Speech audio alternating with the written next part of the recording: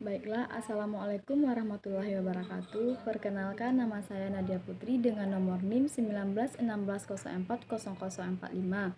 Dan yang terhormat, dosen Bu Nur Kumalasari, SEMM. Baiklah, saya akan menjelaskan materi yang pertama, yaitu definisi sistem pengendalian manajemen. Sistem pengendalian manajemen adalah sebagai sistem yang diterapkan dan sebagai sistem untuk mencapai tujuan suatu organisasi. Kedua, kenapa sistem pengendalian manajemen itu harus ada? Karena suatu pengendalian manajemen itu memiliki tujuan yang sangat penting, dan tujuan itu untuk meningkatkan lajunya pertumbuhan atau perkembangan suatu perusahaan. Masalah penyebab terjadinya pengendalian itu ada tiga. Yang pertama, kurangnya pengarahan. Jika seorang manajer kurang memberikan arahan kepada karyawannya, maka mereka tidak mengetahui apa yang diinginkan oleh perusahaan dan suatu tujuan pengendalian tersebut tidak tercapai. Yang kedua, motivasi. Jika seorang manajer tidak memberikan motivasi kepada karyawan, maka karyawan itu tidak bekerja dengan baik dan tidak bekerja dengan benar, dan tujuan perusahaan itu tidak tercapai. Yang ketiga, keterbatasan individu. Seorang karyawan harus memiliki keterbatasan individu dalam bekerja. Akibat sistem pengendalian manajemen tidak dijalankan ada tiga. Yang pertama, kerugian finansial. Kerugian finansial itu jika suatu perusahaan sudah mengalami kerugian finansial, maka perusahaan mengalami kebangkrutan dalam bentuk keuangannya. Yang kedua, reputasi.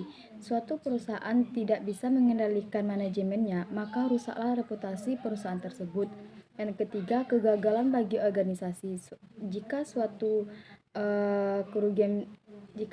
finansialnya sudah rugi dan reputasinya sudah rusak, maka perusahaan tersebut tidak bisa dijalankan lagi dan perusahaan tersebut gagal.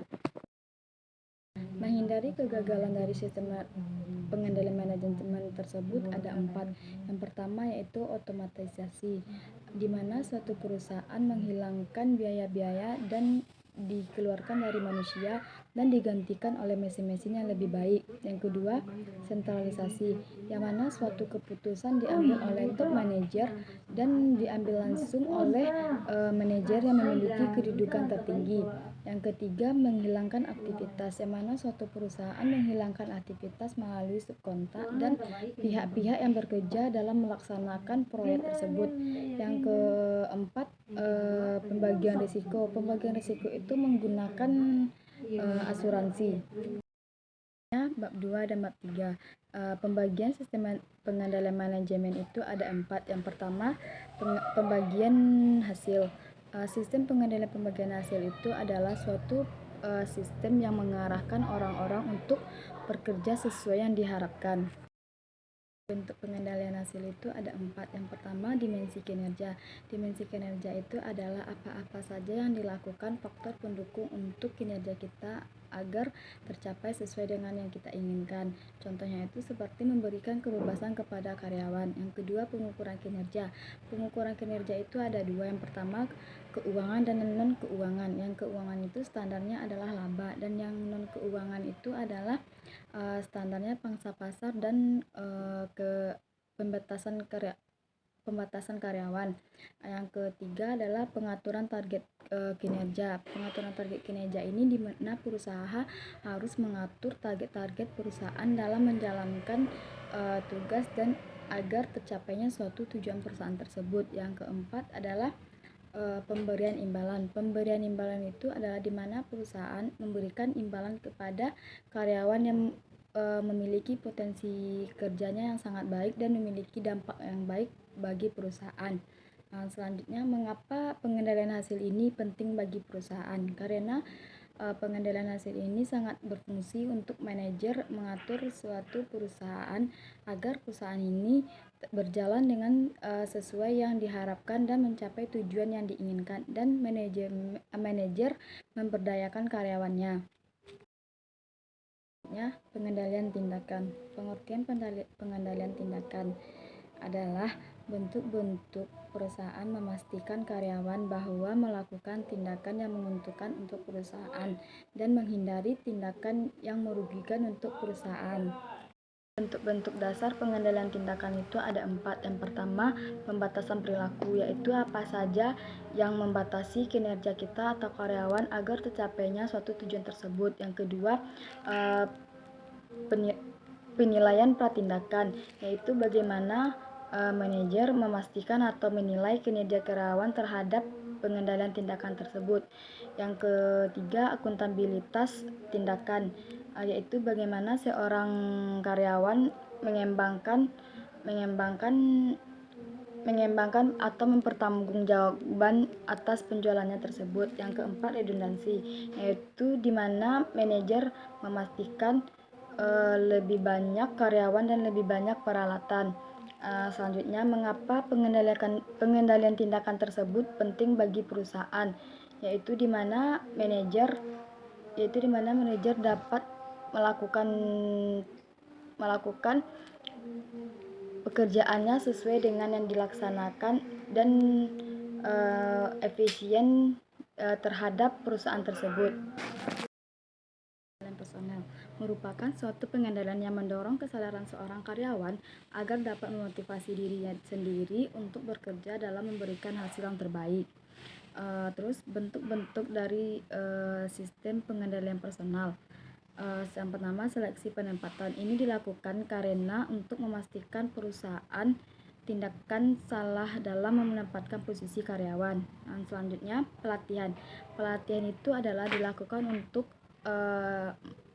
melatih skill dan menambah wawasan karyawan terhadap agar mencapai suatu tujuan yang diinginkan. Selanjutnya, desain pekerjaan dan resourcing. Bagaimana manajemen memastikan karyawan itu bekerja dengan nyaman dalam melaksanakan pekerjaannya. Mengapa pengendalian personel itu penting bagi perusahaan? Untuk membantu karyawan apa yang diinginkan perusahaan tersebut. Pengendalian budaya. Definisi pengendalian budaya adalah suatu pengendalian yang dilakukan untuk guna mendorong agar karyawan melakukan pekerjaan sesuai dengan norma-norma yang ditetapkan oleh perusahaan. Bentuk-bentuk dasar pengendalian budaya. Yang pertama, kode etik adalah hal-hal yang menjadi tolak ukur untuk digunakan untuk membatasi batasan seorang karyawan dalam sebuah perusahaan. Yang kedua, imbalan. Imbalan ini diberikan kepada karyawan yang bekerja baik dan dapat mencapai suatu tujuan perusahaan. Yang ketiga, transfer antar bank.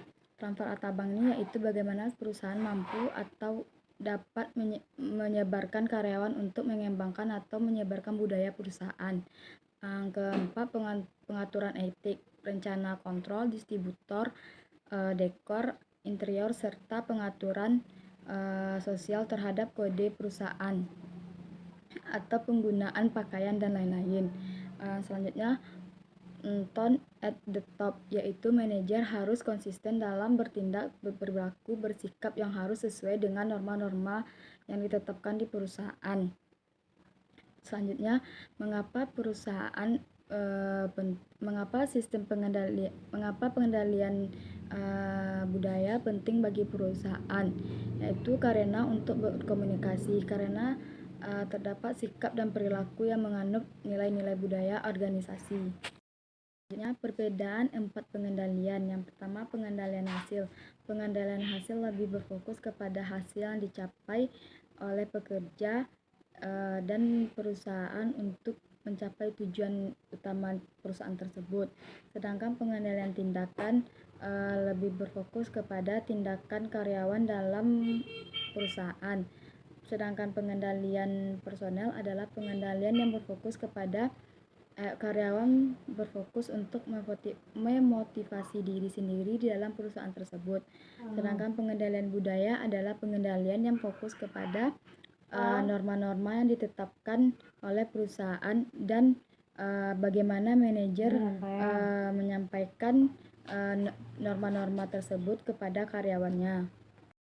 Selanjutnya, bab 4, ketatnya pengendalian. Pengendalian yang baik itu adalah suatu sistem yang mampu meningkatkan profitabilitas untuk mencapai suatu tujuan serta pelaksanaan yang mampu meminimalkan risiko yang tidak diinginkan perusahaan.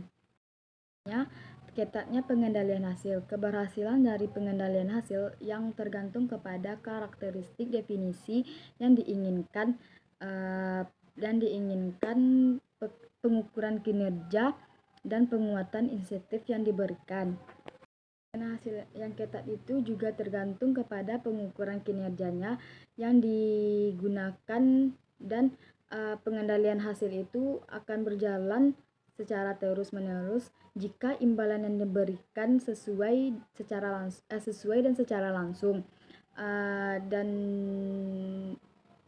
pencapaian suatu perusahaan agar dapat sesuai yang kita inginkan.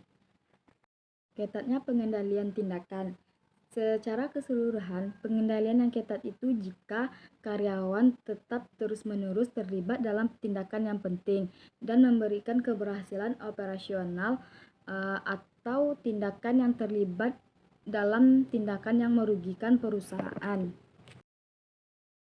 Ketatnya pengendalian personel biasanya menunjukkan pengendalian yang signifikan sebagaimana volunteer sangat puas hanya dapat melakukan perbaikan. Biaya sistem pengendalian. Yang pertama, biaya langsung. Untuk pembayaran bonus tunai berasal dari kompensasi insentif untuk pengendalian hasil. Biaya yang dikurangi dari biaya langsung pengendalian yang disebabkan sejumlah efek samping yang merugikan. Perilaku adalah efek samping yang berhubungan dengan sistem pengendalian manajemen yang umumnya muncul dan dapat menyebabkan biaya tidak langsung. Digunakan untuk menunjukkan tindakan oleh karyawan untuk meningkatkan kinerja mereka tanpa menghasilkan pengaruh ekonomi yang positif terhadap perusahaan tersebut. Manipulasi data menimbulkan indikator pengendalian terdiri atas dua dasar yaitu manipulasi data dan manajemen data. Perilaku negatif adalah perilaku yang menyebabkan efek negatif terhadap ketenangan pekerjaan, konflik, dan perlawanan, fluktuasi. Penundaan pekerjaan yang disebabkan pengendalian mungkin lebih besar, seperti yang timbul dari berbagai persetujuan yang perlu membutuhkan tanda tangan dari manajer atau berbagai tingkatan dari berbagai jenjang jabatan. Sekian dari saya. Sekian penyampaian materi dari saya. Assalamualaikum warahmatullahi wabarakatuh.